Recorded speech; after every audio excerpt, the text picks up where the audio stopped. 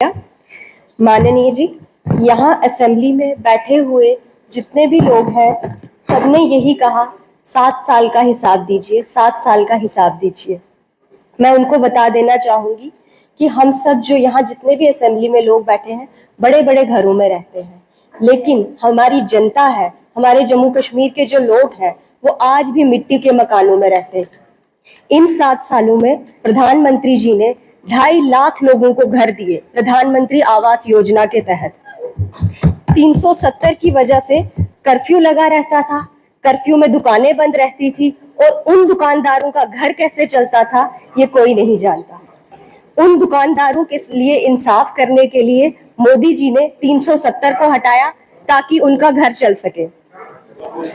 पहले ऐसा होता था कि जब भी आतंकियों के जुलूस निकलते थे तो सब लोग उसमें शमूलियत देते थे, लेकिन जब से 370 हटा है, यहाँ पे जम्मू कश्मीर में कभी G20 समिट्स होती हैं तो कभी कभी हमारे यहाँ पे बहुत सारे प्रोग्राम कराए जाते हैं जिसके तौर पे जम्मू कश्मीर जाना जाता है।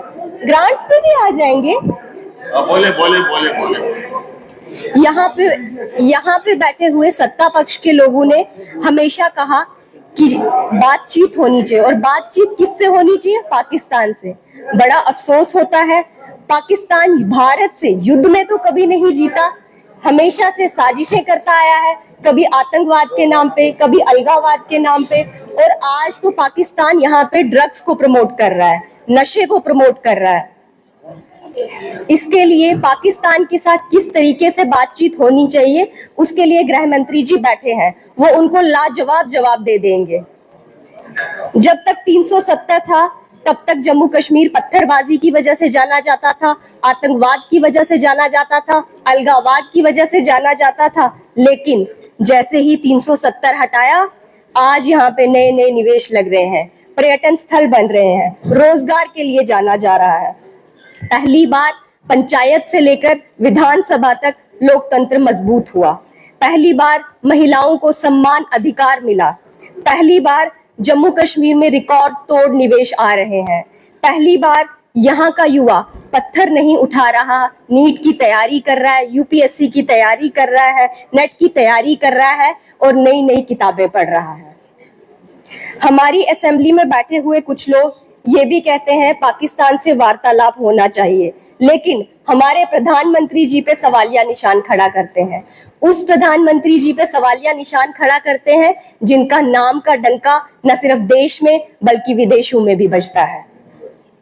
ये जो पाकिस्तान के बिना फीस के वकील बैठे हैं, हमारी सेना में जब कोई भी आतंकवादी को मारा जाता है तो ये खामोश रहते हैं, इनको दुख होता है, लेकिन जब हमारी सेना का कोई जवान मारा जाता है तब इन्हें कोई दुख नहीं होता। इस चीज पे हमें अफसोस है। पहले कुछ दिनों से कहा जा रहा था, जब आप पाकिस्तान की वकालत कर रहे थे तब हमने कुछ कहा।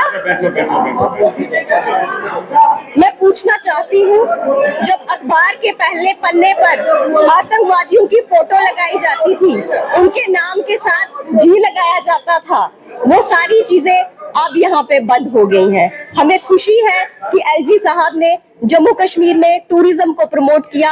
आज हम टेररिज्म की वजह से नहीं, टूरिज्म की वजह से जाने जाते हैं। पहले कम था ना।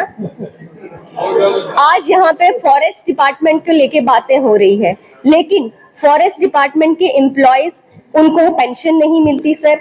स्टेट गवर्नमेंट के पास फॉरेस्ट डिपार्टमेंट का बहुत सा पैसा है, उनकी पेंशन लागू की जानी चाहिए सर। और भी बहुत सी बातें हैं, जैसे कि सर एक second, let me complete sir. JJM के तहत मोदी जी ने हर घर के लिए नल और नल से जल की स्कीम लाई है, लेकिन सरकार को लगे हुए 6 महीने हो गए लगभग, लेकिन अभी भी मेरे दक्षिण के टुंडर में पानी नहीं है। मेरे किश्तवाड़ में आज भी महिलाएं सर पे लोटा लेके पानी भरने के लिए जाती हैं, जगह जगह हैंड पंप्स पे लोग खड़े होते हैं।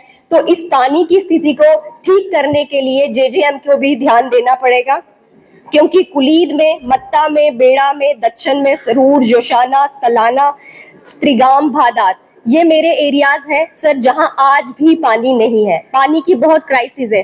कई बार कहा जाता है कि सोर्स ही नहीं है। सर पहले सोर्स क्यों नहीं आइडेंटिफाई किए जाते? सोर्सेज अगर ड्राई हो रहे हैं तो हम लोग पहले क्यों नहीं ध्यान देते कि कोई अल्टरनेट तरीका जिससे लोगों को पानी मिल सके?